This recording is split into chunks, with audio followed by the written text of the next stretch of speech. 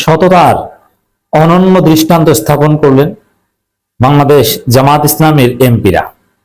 On the other hand, Tarique Rahman নিজে সহ বিএনপির এমপিরা অঘটন ঘটিয়ে দিয়েছে।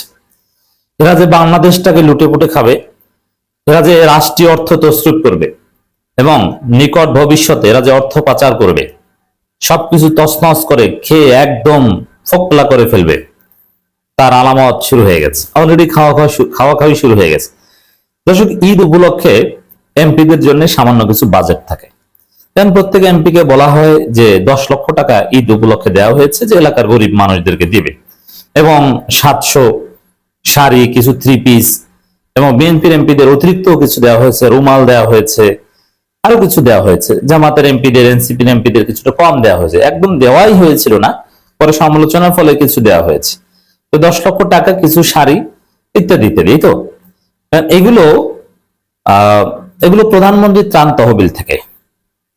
জামাত এমপিরা প্রত্যেকটা পয়সা কড়ায় গন্ডায় হিসাব করে এবং জাতিকে দেখিয়ে এটা দেখিয়ে দিয়েছে, বন্টন করেছে। এনসিপির এমপিরাও। আর এনসিপির এমপি হাসনাত আব্দুল্লাহ কি করেছে সেটা তো আপনারা অলরেডি দেখেছেনই, যে খেজুর কাণ্ড এবং কোথা থেকে কত টাকা বাজেট আছে সবকিছু জবাবদিহিতার আওতায় জাতিকে জানিয়ে দিয়েছেন। এর ফলে জনগণ কিছুটা সচেতন হয়েছে।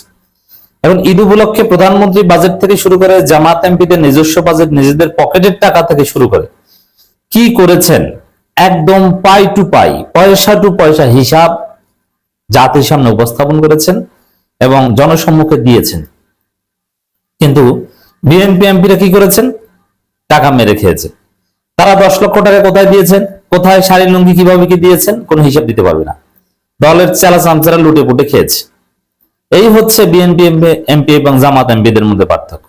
এই জাতি উপলব্ধি করবে যে আমরা জামাত এমপিদের ভোট না দিয়ে কত ভুল করেছি, এবং এই জাতি দেখছে যে কাদেরকে আমরা ভোট দিইনি। এবং তুলনা করা হচ্ছে যে জামাত এমপিরা যেসব এলাকায় আছে, মানুষের দ্বারে দ্বারে ছুটে বেড়াচ্ছে, জামাত এমপিরা কৃষকদের খেতে নেমে যাচ্ছে, জামাত এমপিরা বাচ্চাদের খেলার মাঠে নেমে তাদেরকে খেলা সামগ্রী উপহার দিচ্ছে, এবং ঘরে ঘরে বাজারে বাজারে যে জনগণের সাথে কুশল বিনিময় করছে।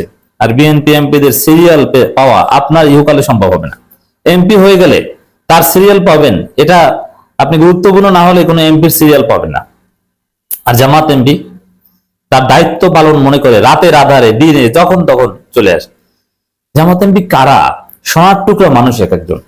গাইবান্ধা 5 আসনে একজন এমপি নির্বাচিত হয়েছেন, একজন বীর মুক্তিযোদ্ধা, প্রাইমারি টিচার ছিলেন, এখন হোমিও ডাক্তারি করেন, কিছু জমি খ্যাত লাগান, চাষাবাদ করেন।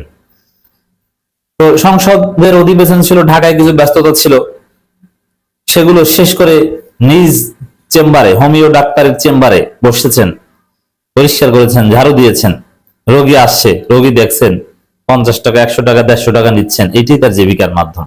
আর এমপি হিসেবে অল্প কিছু টাকা বেতন পাবেন, একটা পয়সা মারবেন না জীবনে, সহজ সরল সাদাসিধে জীবন। এই হচ্ছে জামাত এমপিরা। একটা 1000 কোটি টাকা দিল, 1 পয়সা তারা তছরুপ করবে, কোনো সম্ভাবনা নেই। আর তারেক রহমান এবং তার এমপিরা কি করেছে? তারেক রহমান, অনেকে বলবেন যে কেন তারেক রহমান কি এইসব কাজ করে ধরে নাকি? দেখেন তারেক রহমান কি করেছে একটু দেখাই। সবার দুর্নীতির ধরন এক রকমের হয় না, সবার তো টাকার ধরন টাকা লাগে না। যেমন এসালম কি 700 শাড়ি থেকে 500 শাড়ি মেরে দিবে? এসালম কি এত খয়রাতি না? এসালম মেরে দিবে ব্যাংক, একটা ব্যাংক খেয়ে দিবে। এসালম 200 কোটি টাকা বেনামি লোন নিয়ে খেয়ে দিবে, পাচার করবে। এসালমের দুর্নীতির ধরন হচ্ছে এটা। সবার দুর্নীতির ধরন এক হয় না। তো আমাদের মাননীয় প্রধানমন্ত্রী তারেক রহমান কি করেছে একটু দেখাই। এটা অনৈতিক কাজ, এটা ওয়ান কাইন্ড অফ দুর্নীতি। শুনতে একটু খারাপ শোনায়, তাই না? But it's true. দর্শক, প্রধানমন্ত্রীর দপ্তর থেকে, প্রধানমন্ত্রীর ত্রাণ তহবিলের টাকা থেকে জেলা প্রশাসকদের মাধ্যমে, এর মানে এটা সরকারি ভাবে, এটা প্রধানমন্ত্রীর ব্যক্তিগত টাকা নয়। প্রধানমন্ত্রী ব্যক্তিগত টাকা আয় বলতে কিছু নাই, আমরা যেটা জানি।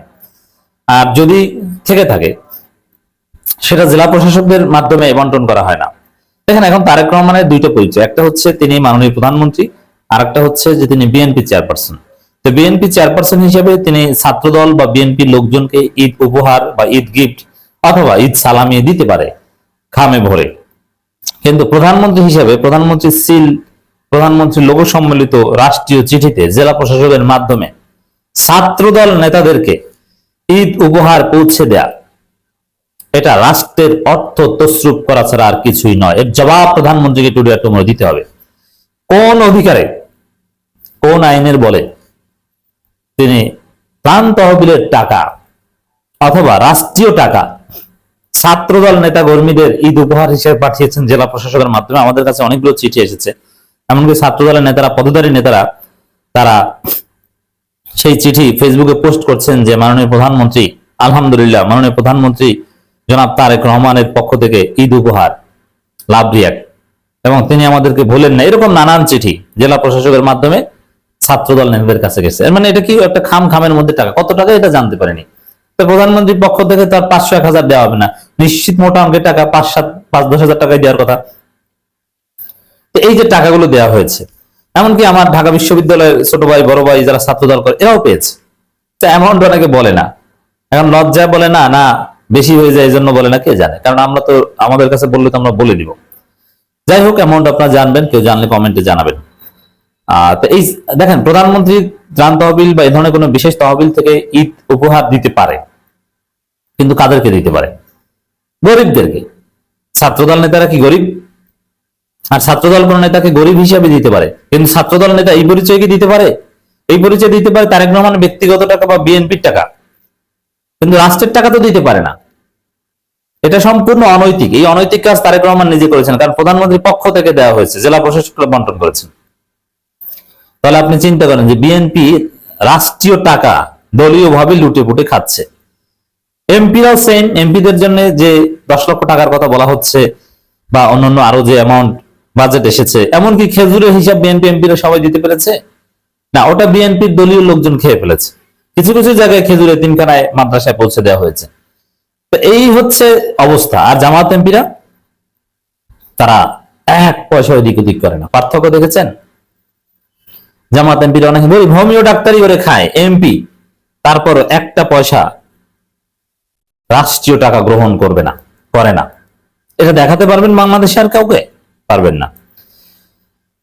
এবং প্রধানমন্ত্রীর পক্ষ থেকে, তারেক রহমানের পক্ষ থেকে গরিবদের ঈদ উপহার দেওয়া হয়েছে যে শাড়ি ছিঁড়া, একদম নিম্নমানের শাড়ি। এটা মানে কি জানেন? নিম্নমানের শাড়ি তো আর তারেক রহমান বানান নাই। এর মানে যাদেরকে এটা কিনতে দিয়েছেন তারা টাকা মেরে দিয়েছে। এক একটা শাড়ি কিনতে বলেছে 1000 টাকা, 200 টাকা কিনে 800 টাকা মেরে দিয়েছে। এই কারণে ছিঁড়া শাড়ি। জাকাতের শাড়ি বলে না, ওই রকম জাকাতের শাড়িও সঠিক টাকা দিয়ে কিনলে এই অবস্থা হয় না। তো অনুদান পাওয়ার যোগ্য যারা, তাদেরকে অনুদান না দিয়ে এদিক ওদিক দেওয়া হয়েছে, এটা রাষ্ট্রের টাকা তছরূপ।